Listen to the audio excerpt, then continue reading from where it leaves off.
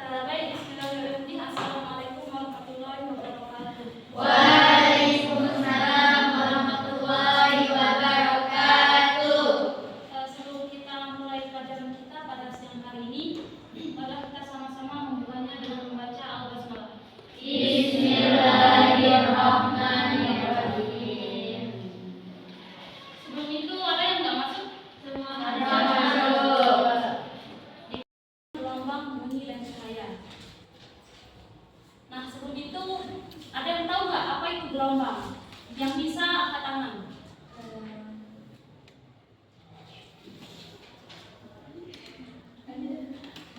Ayo. Gak apa-apa dah, walaupun gak lengkap, gak kompleks kayak di buku, gak apa-apa. Sepengetahuan teman-teman apa itu gelombang?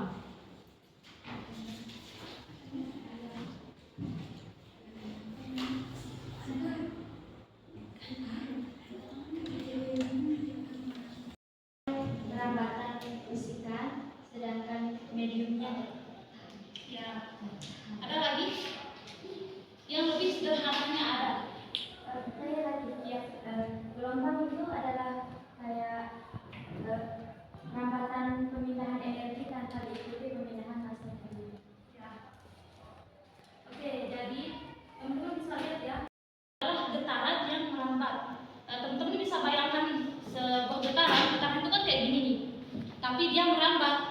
Nah, bisa dibayangkan bentuknya ya kayak gitu. Ya, bisa. Oke, next.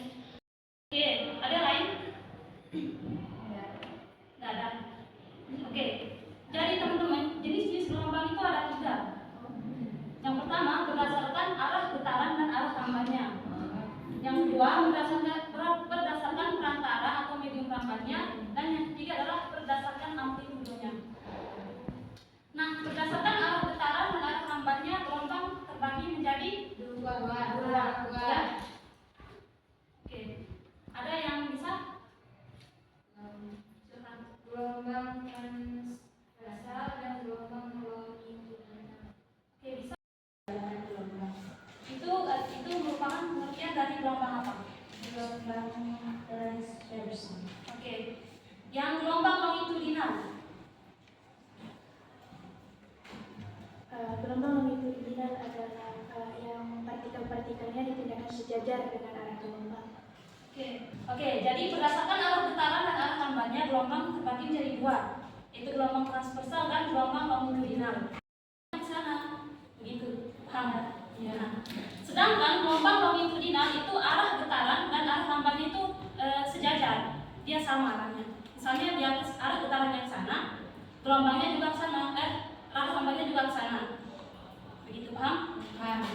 Oke, berdasarkan perantara atau medium rambatnya, gelombang terbagi menjadi 2. Ada yang bisa? Ya, silakan. Gelombang mekanik dan gelombang elektromagnetik. Ya, benar. Ada gelombang mekanik dan gelombang elektromagnetik. Ada yang tahu apa itu gelombang mekanik? Silakan. Gelombang mekanik yaitu gelombang yang memerlukan medium di dalam perambatannya. Ya. Terus gelombang elektromagnetik Adalah gelombang yang tidak memerlukan medium dalam perambatannya. ya. Gelombang mekanik adalah gelombang yang tidak memerlukan medium untuk merambat. Sedangkan gelombang Permukaan air, bunyi, pada tali. sedangkan yang elektromagnetik itu contohnya adalah Cahaya, gelombang radio, ya, benar. Dan yang terakhir untuk menempuh satu gelombang. Kemudian frekuensi adalah gelombang yang terjadi dalam 1 sekon. 1 sekon itu 1 detik ya. Nah, terus hubungan getaran periode T otomatis jadi min 1 per T. Paham nggak? Paham. Ya, paham. Keren. Oke, teman-teman bisa lihat contoh soal di halaman 8 di LKS.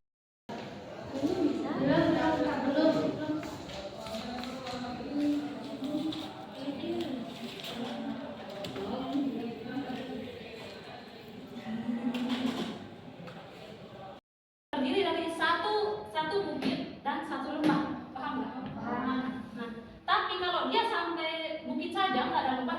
berarti belum satu gelombang.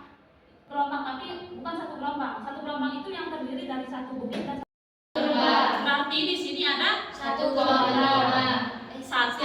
Nah, ini dari sini ke titik A ke titik C itu satu gelombang. Satu gelombang. Nah, di sini simpang OTW itu adalah titik tertinggi ini, titik puncak yang tertinggi. Nah, ini amplitudonya. Makanya dia 2 cm. Di bukunya itu panjang gelombangnya 24 cm kan? Ada yang tahu kenapa dia 24 cm? Soalnya ada 12. Nah, di sini kan dia ada 0,5 di sini pi sama dengan Lambda. Sekarang kita masukkan ke rumus. Lambdanya tadi kan udah Lambda. periodenya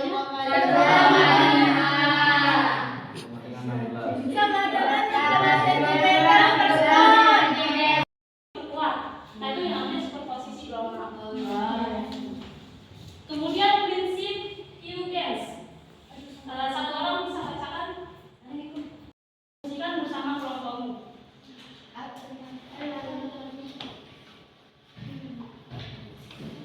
Oke, sebelum itu di sini ya jawabnya.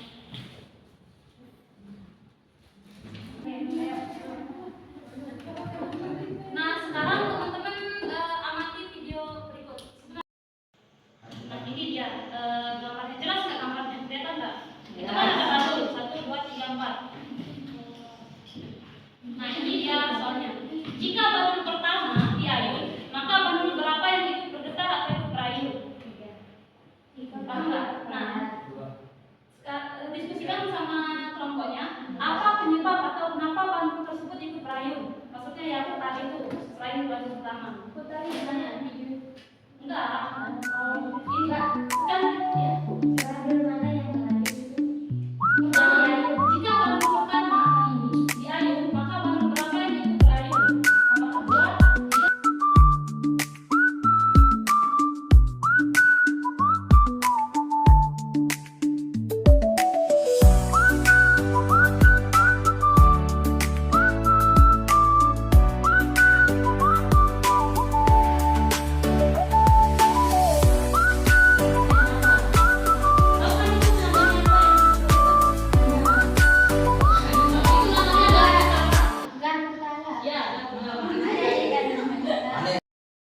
Baik, Assalamualaikum warahmatullahi wabarakatuh. Waalaikumsalam warahmatullahi wabarakatuh. Saya perwakilan dari kelompok 2 ingin sedikit menjelaskan tentang video pertama tadi.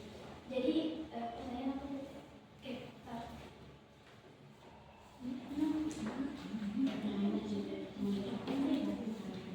Jika bandul pertama diayun, maka bandul keberapa yang ikut bergetar atau ikut berayun?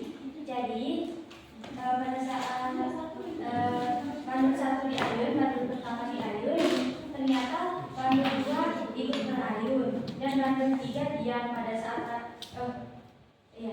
saat bandul 2 diayun, ternyata bandul 1 ikut berayun dan bandul 3 diam. Alasannya? Alasannya kenapa bandul 2 ikut berayun? Assalamualaikum warahmatullahi wabarakatuh. Waalaikumsalam warahmatullahi wabarakatuh.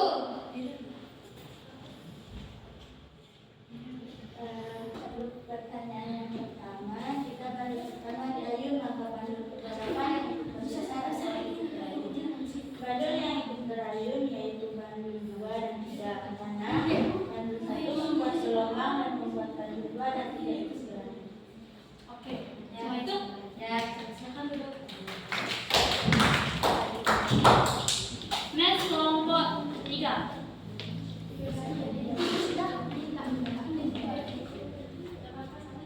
Gak apa-apa, jangan takut salah. Jika bandul pertama diayun, maka bandul berapa yang ikut bergetar atau ikut berayun? Yang ikut berayun adalah bandul ketiga, karena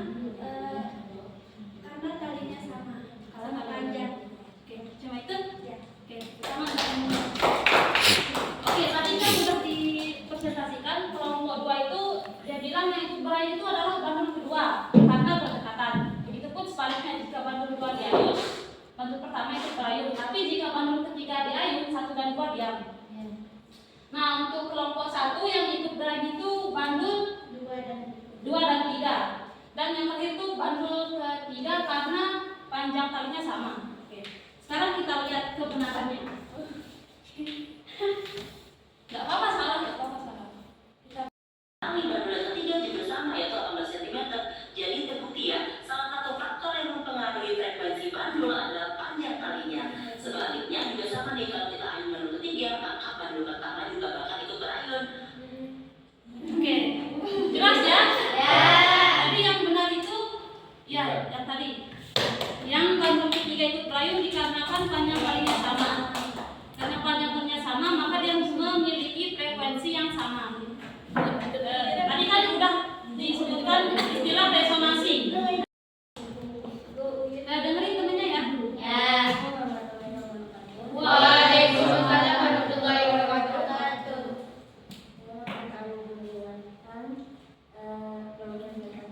Video percobaan kedua. Apa yang dilakukan pada video percobaan tersebut? Pada saat garpu tala pertama disebut, garpu tala di sebelah yang menyiapkan ini tidak bergetar, sedangkan pada saat garpu tala kedua disebut, garpu tala ini ikut bergetar karena terjadinya resonansi. Oke, resonansi. Cuma itu? Oke, silakan. Next, kelompok 2. Hidup.